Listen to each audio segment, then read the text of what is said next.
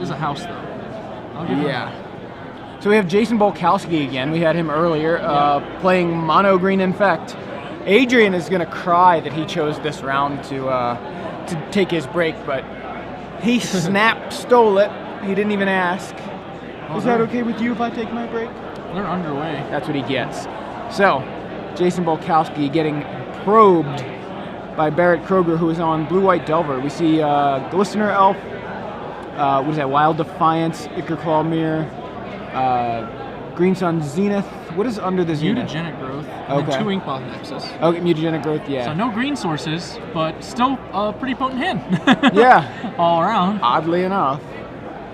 Should Jason draw a green source, Barrett could be in pretty big trouble. Kind of varies. He doesn't have a lot of defense, like none of the blessings or missteps that make this matchup much better. So it's possible Jason didn't know he was up against Delver this round. Oh, and ice cold like with the a forest. master. Forest, Glistener Elf, resolves. Now we know there's a gut shot available for Barrett, and we know that Jason has no protection, so... He has the Mutagenic Growth. Oh, that's right, he does have that. I'm sorry, I was thinking about the blessing. Like, Barrett has 2 gut shots. Is that 3 now? No, okay, that was the reflection of his hand on the Cavern of Souls. Oh. I believe he may have 2, though. He's going to go ahead and burn 1. And daring Jason to use that Mutagenic Growth. Jason here. Like, we don't have a lot of protection, and we have 2 Nexus and a Ichor Mirror. Like, if this guy dies, we're just playing another guy. Like, right. Who cares? Yeah, just hold it. Hold steady. Yeah, steady. Just let it. I think we're going to play it. I can see it in his eyes. He really wants to play it. Yep. I had the read. Yeah. I mean, he knows that Barrett knows that it's there. Yeah. That it's there. So that's one of the reasons I don't like playing it. Is like Barrett is playing a gut shot here, knowing that you have a growth, and Barrett he didn't even play a land first to represent being able to mana leak the growth. So you know that nothing good's happening here. Well, 2 gut shots trade with a Mutagenic Growth and a Glistener Elf. Andrew Hetzler, Nintendo draft number 7. Andrew Hetzler, your draft is waiting. Please come over to the side of this area. Delver Secrets, perhaps? It's his. Yeah, I think Jason really lost on that exchange. Not only did he lose, a card that, well, Mutagenic Growth is an Ichor Mirror from Jason. Mutagenic Growth seems like it's +2/+2. It's actually kind of like +4/+2 in his deck. You know what I mean? Like that's 4 power worth of. And occasionally it's just like a Force at Will, really. It just seemed, and not only that, but Jason isn't trying to win through damage, but Barrett is. So Jason, by using the Mutagenic Growth, misstep. Getting hot over here. Barrett a little presumptuous with his Snapcaster Mage, but nope, Ichor Mirror is sticking around. Yes, misstep takes out the other gut shot. If mental misstep was the card that we drew, or no, we know it was Forest. So Jason actually just hit the mental misstep this turn. So that was fortunate. Yeah. I was about to say, if we have a misstep in the previous situation, I kind of get Mutagenic Growth to get rid of the gut shot, but I would not misstep the second gut shot. I would want to save that for a key play later. But I wouldn't mind getting 2 gut shots out of the way.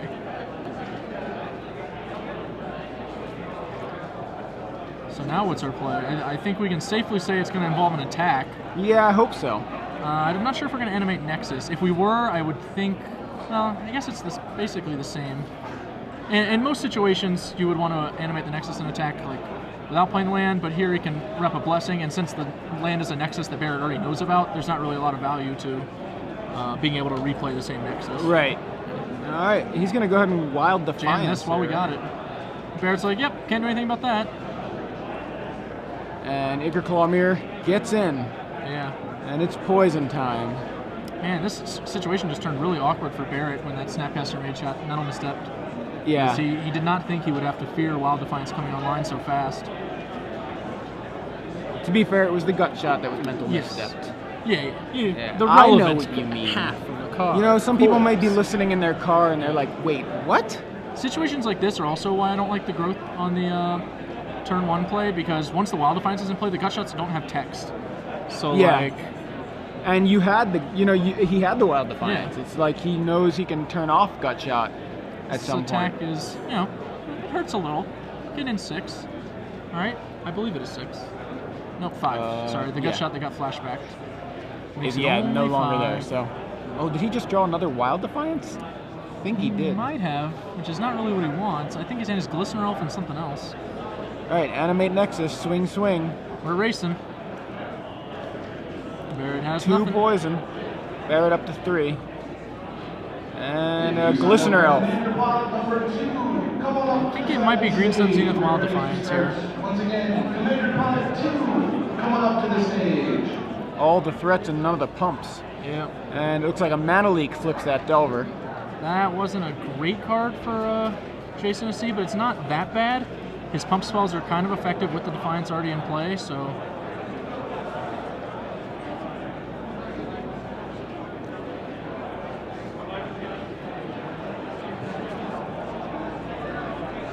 This clock is getting good.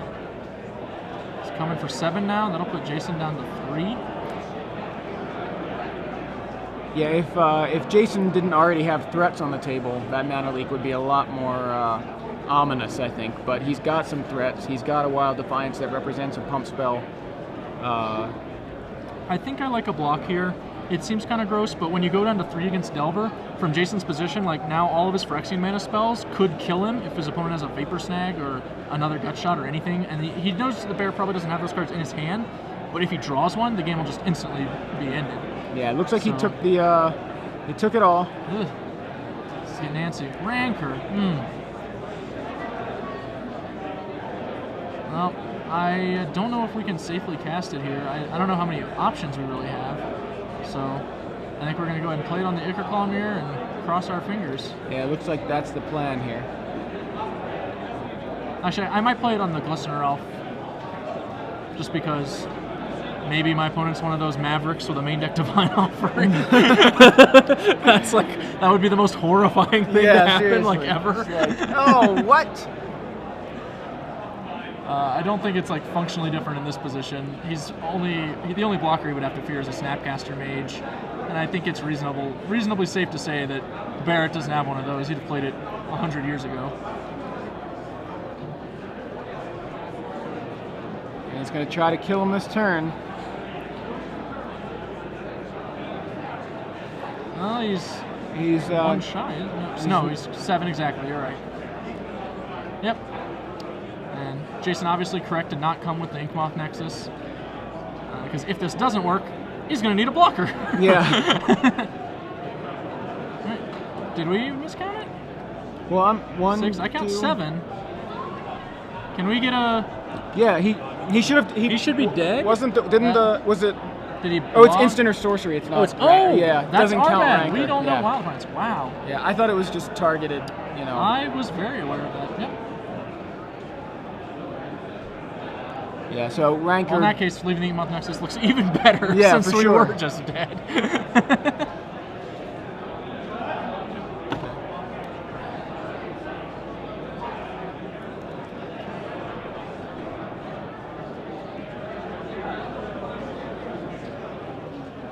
Everybody in for Barrett? Yep. And that's it. Yeah, just a little bit shy. Now, I think if he had kept that mutagenic growth... yeah, it definitely could have changed things. I think that playing the mutagenic growth for the threat of it would have been a lot better, and that also saves you 2 life when your opponent knows it's in your hand, but can't really like get you into a situation. Basically, Barrett was able to create a situation where he knew his opponent had mutagenic growth, and he could make him play it in a way that was not going to do much. And that's the best you can hope for when your opponent has a trick like that. So it was a tight race on both sides, though. You know, the right card off the top for either player. Yeah, it's all over. Yeah, I'm thinking like if he held the mutagenic growth, that leaves Barrett with a gut shot. Yeah. But if the rest of the turns play out, you know, roughly similar, Wild Defiance probably resolves again. It's possible. It depends on how Jason himself winds up playing, because on turn 2 he's probably going to play the Ichor Mirror, I would say. Although there is some, I guess, I don't know, if I was doing it that way, I might play the Zenith for 1 to go ahead and get my Glistener Elf again. and hold the Ichor Mirror, since it's a slightly better attacker once it survives, and with a Wild Defiance in play, like, that guy can get pretty hard to block, especially if you can give it trample with the Ranker, as he eventually was able to do. I don't know, it's curious. I haven't played enough Poison to know, like, all the situations where Zenith is better than Ichor Mirror and Ichor Mirror is better than Zenith. It's razor thin, I think, like this matchup and just the things, like, just because of Infect being effectively, twice as effective as regular damage, like, everything matters, I think, that much more, because you have like you have to take advantage of your small windows, and it's kind of like you need to worry about every spell, because you get something like Wild Defiance on the board, and you wish you had that stupid mutagenic growth because of how much it would be worth it, even if it was countered, just to be able to cast it and target.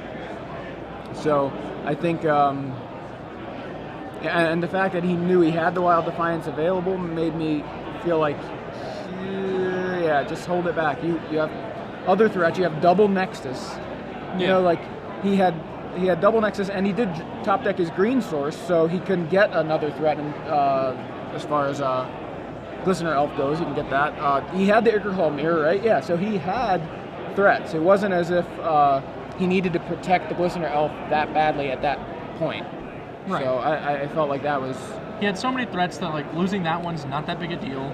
Yeah, but it was like I'd rather save the mutagenic growth than the Glistener Elf. So I don't even with the Defiance around. Right, knowing that's available, or it's going to be available soon. So looking at the board, he has an additional Zenith. He has a Melira, which we actually saw him make interesting use of in an earlier match where someone Phyrexian metamorphed Glistener Elf, and then he just played Melira. So was it Metamorph? I think it was Metamorph or Image, but I think it was Metamorph. He's got Spell Skites to further protect his guys. Melira is actually a very funny card in the Infect deck, because the best reason to sideboard it is to get opposing Meliras. Really. Like, it's good in the mirror match, but like, you're actually most worried about playing against it yourself. Yeah, exactly. It just trumps your entire deck. You can run a bunch of them. Yeah. So, it's got Light Mamba. I imagine he's probably going to want to get in at least one of those Verdant Corruptors to be able to answer a Pike. Yeah. Maybe more. Necropede's okay in this matchup, too. Turn 1 Delver from Barrett. It's pretty much the best case scenario for Barrett. He is the control deck in the matchup, but he wants to try and get aggressive early. Ichor Mirror. And gut shot for Delver. Do we have our own mental misstep? Is that what that card is? I thought he may have a mental misstep. I don't think he necessarily needs to cast it here, but that's a what misstep. that is. He has one in his sideboard, and that's the one. He's going to let it go. This is Barrett really deciding to be the control player. He just wants to try and run Jason out of cards, get to a situation where he's ahead. Issue here is, I don't know if I agree with that when I'm on the draw. And a Vapor Snag for the Ichor Mirror. Yep. Playing around the Apostle's Blessing.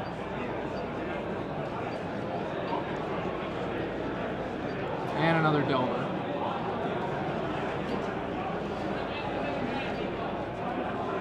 Delver resolves, and Jason top decks another mirror. Or no, is it the same one? Well, it may be the same one, but I thought it looked like it was off the top. It may have been. Flipping Ponder. Well, that's a good one to see here. Yeah, so Ponder flips Delver. I imagine we're going to cast Ponder. Looks like he wants to tap 2 there, so he's going Pike, it looks like. I don't know if I... Oh no, he's Spectral flighting, Flight, but okay. I don't know if I agree with this, especially when we're almost certainly pondering this turn anyway. Like, why wouldn't you just ponder first? You could very easily happen to find a better play, like just accidentally. Yeah. Like just playing a Pike instead of playing this Flight would probably be a better play. Well, there's that Ponder you mentioned. You're just playing Flight and Pike. Things get real rowdy. This is a pretty good Ponder. There's a Geist of St. Traft. Yep. Another Ponder. What's the third card? A spell. That makes it a pretty good ponder. Yeah. He's going to leave him. Probe was the third card. Okay. And we see Blessing. He did top deck another Ichor Claw. See, this is one of the reasons I really like pondering first, because playing this probe before we decide if we want to Spectral Flight or represent or play the card that we draw off our ponder, like, would have been like very massive. I don't think it matters just because of the way the ponder laid out. Like, there aren't cards he wants to cast in that ponder. Right. But it would be pretty bad. And we do know also that Jason has a Viridian Corruptor and did definitely bring at least one of those in, maybe some more. It definitely seems like you want more information before you commit to something. One of the awkward things about Viridian Corruptor, that ability is mandatory. Yeah, so I don't think he'll be joining the party anytime yeah, it's soon. gonna hang out in his hand for a little while. And Barrett is actually just able to kind of keep that to Dismember is a dismember. good one here. Dismember for the Delver. This is kind of a nightmare for Barrett because he has that mental misstep that he has sandbagged to try and get more value out of, and it looks like at this point it's going to start rotting in his hand. It's just not going to do anything, and it could have done a lot. He could have only used it on that gut shot, right? Yeah, that's the only card he's seen so far that he could have used it on, and he knows his opponent's hand has just one mutagenic growth. That's all he can mental misstep, which is like okay, but not exceptional. Like having a Delver in play would be much better than countering that mutagenic growth in this for board sure. position. Now he has no threats. His opponent has threats, and he's fallen pretty far behind. He's going to be tapping out for Geistersaint Draft this turn unless this ponder yielded something better. And Geistersaint Draft, as you predicted. Yep. The interesting thing about Barrett's list is just how many Spectral Flights it has. So his Geist is a slightly stronger clock than most. He has 2 main and I think 1 in the sideboard, right? No, just the 2 main? Okay. Yeah. Steel Sabotage was the other card I saw. All right, so Jason untaps, thinking about what to do here. Just in with one. one guy. Barrett says sure. That's interesting. I guess like we haven't gotten a lot of damage on our opponent yet, so I don't know if I like this one. Green Sun Zenith. For 2? Yeah. What are we getting for 2? Malira? Yeah, Blight Mamba maybe? I don't know. It's a Blight Mamba. Well, yeah, I'm not a big fan of holding this attack here. Like, what are we really representing, you know? Oh, did we have the life totals wrong? Oh, yeah, wow, that update. So he's actually dead on board to the Spectral Flight. Oh, sorry about that, guys. That was really awkward. We're sitting there. So focused on all the pump spells that we did not notice. I didn't know that he had I didn't notice he had another Spectral Flight in hand. Yeah, I saw the other Spectral Flight, but I did not realize Jason was on 8. I thought he was on higher. I thought he was on 12. Yeah, I was sitting there thinking about how he can do a lot of poison damage fast and not looking at his life total. The thing is, like, if we're searching for Blight Mamba in that spot, I feel like we're losing the game if our opponent has a Vapor Snag. Like, maybe not that turn, but just in general, like, the game is going to end not in our favor.